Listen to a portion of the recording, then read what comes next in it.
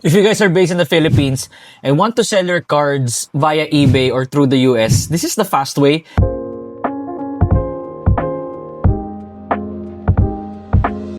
I feel like the best option para sa atin na nagawa namin dito sa MBX is sending your cards to DC Sports 87 via consignment. Kasi pag mag-isa ka nag-send, mahal.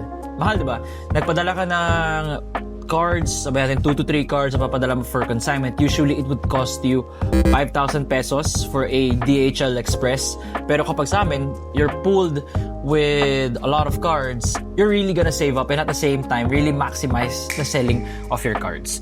So, we will compare and contrast the US and PH card market. So, sa Philippine card market, there's a smaller market, lots of Facebook groups for selling but less high-end collectors.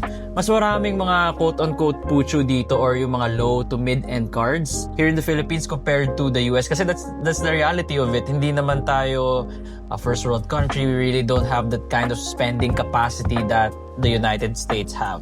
Looking at the US, their spending power is way more. The audience, potential consumer base is way bigger. Any city ata, mas malaki yung spending nila compared sa atin eh. More diverse collectors, One Piece, Pokemon, NBA, kahit ano pa yan. More collectors who are looking at higher end cards. Lots of collectors on eBay. Because of these reasons, you might want to look at selling your cards via DC Sports 87, via eBay. And if you're from the Philippines, kami bahala sa inyo. We will take you through the process the right way in making sure your cards arrive on time. It arrives there in their HQ at hindi kayo magkakaproblema. The payout is immediate as soon as the buyer gives it out. And wala na kayong problema na mababarat kayo dito sa Philippines pag US market. That rarely happens. At the same time, minsan pa nga, mas mataas pa yung mga offer nilang price for your card compared to here. Number 2 driving factors behind consigning cards in the US. There's more opportunity for the card to sell high in America. Difficulty of selling the cards locally, which napapansin ko after 6 years of doing this, of being in the business, of having cards of my own, trying to sell it here. Minsan, oo, nakakabenta ka naman ng within range, but there are some cards na dahil limited nga yung market natin, hindi mo mabenta at the price that you wanted. And sometimes you have to sell below comps if you want to get rid of the cards, especially pag kailangan mo na yung cash. Lots of cards they want to sell that will take too much time to picture. Comp price, kami na bahala doon. Also, DC Sports 87 when it gets there. There are more respect for cards, not necessarily based on comps alone. Sometimes, collectors pay more if they really want the card. I've seen that with like yung mga Oscar Robertson, Kareem Abdul-Jabbar, mostly sa mga legends, and at the same time, kunyari, Austin Reeves, popular player, pero may certain cap lang yung mga Austin Reeves collectors dito sa Philippines. There are more diverse collectors abroad. Pokemon, One Piece, kaya hindi lang kami nagfo-focus sa NBA. We also take in some cards na One Piece, Pokemon, Gundam. So, we have done that. Minsan pa nga graded eh. So, how does the consignment process works with us, NDC Sports 87? So, kayon, may message na kami, Nico Rocha or NBX Consignment. So, paano yung proseso? How does it go? So, first one, initial review. You will send us clear photos of your cards via Instagram DMs or Facebook Messenger. Depende kung saan tayo nag-uusap. So, our team can review which cards are eligible for consignment. Take note, minimum namin is 20 USD. Why $20?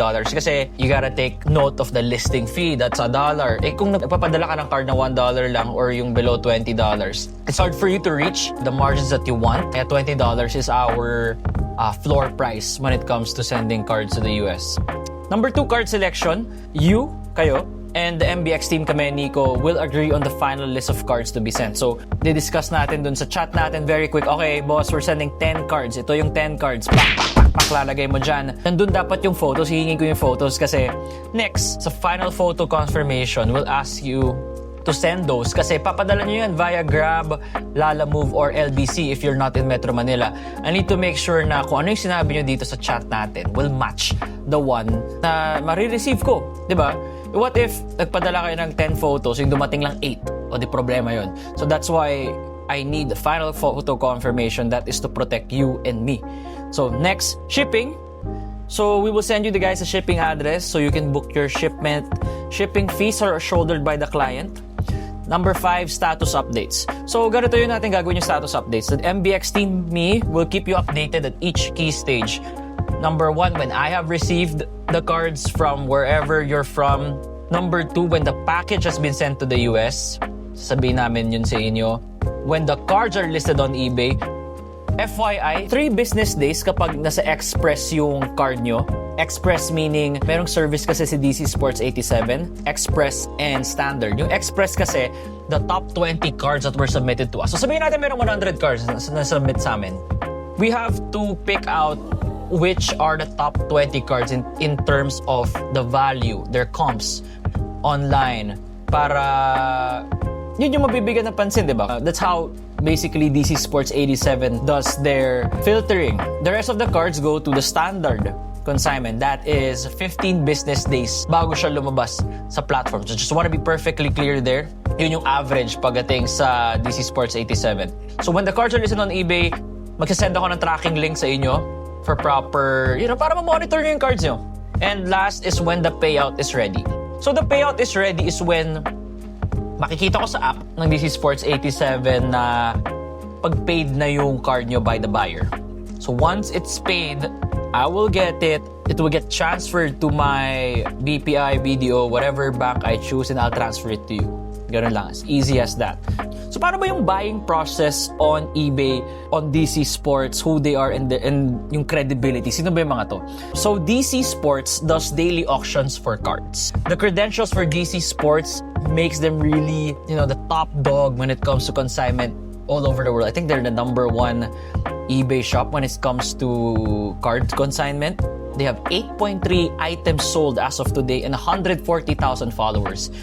That really helps kasi kapag may 140,000 people yung naka-follow sa shop nila, that means na yung visibility ng cards nyo nandyan talaga, nasa pinakataas. There's a lot more people following compared to a traditional eBay store na sabihin natin 150 followers, no, or 100 followers. Big chance na a card of yours that is $1,000 in comps might get sold at 500 only. Kasi wala masyadong nakatutok eh. Diba? And there's so much cards that are on eBay every day na, of course, eBay will push their preferred sellers. That is DC Sports 87. Most if not all of their cards are on the top of the listings kasi they're an eBay preferred seller.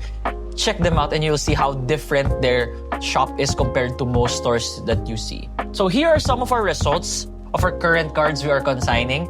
Let me go through that one with you guys. So in our dashboard, yung mga first listings namin, I will show you guys yung mga top 20. Kasi diba, I told you guys about Express and Standard. So sa Express, sa number 1, Topps Chrome Dylan Harper Rookie Auto Orange Refractor, $3,100 US. The Steph Curry 1.2K, Kyrie Irving 590. This was even mentioned by one of our customers na they got it during the pandemic where prices were really high. They got it for $300.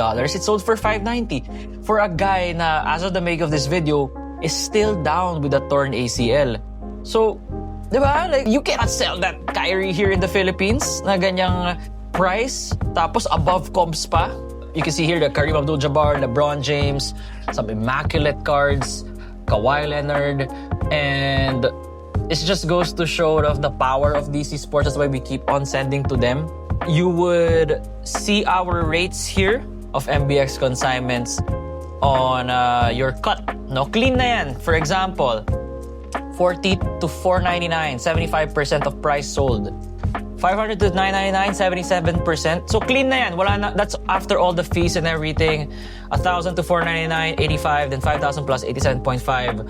Listing fee is $1 per card. Shipping fee is 100 pesos per card. So, bale parang 150 pesos ang kakaltasin namin per card. After, yan na yan. No other fees, no hidden charges. That's basically it. So, if you guys want to explore sending your cards to us here in the Philippines, to the US, give us a message. It's down in this description below on how to reach out to us. Instagram here, Facebook here. We reply because we're a team of 4, so makita rin namin yan agad. And if you have questions, let me know. And we have the proof. We have the social proof of the cards that were sent to us. It's on my Instagram page. You can check it out here. There's this post called what were the cards that we sent to DC Sports in our first batch. I also have a post there na parang 120 cards yung pinakita ko na lahat ng nasinubmit for batch 2 And yeah, so that's basically it on how to sell your cards in the eBay US market, global market I would say. Kasi hindi naman US lang naman yung eBay, it's a global market. So I hope this video helped. Let us know what you guys think about this. Let me know what other videos you guys want to see. Here, this is Nico Rocha of Manila Box Breaks for MBX Cards. We'll see you all next time. Peace and see you guys in the next video.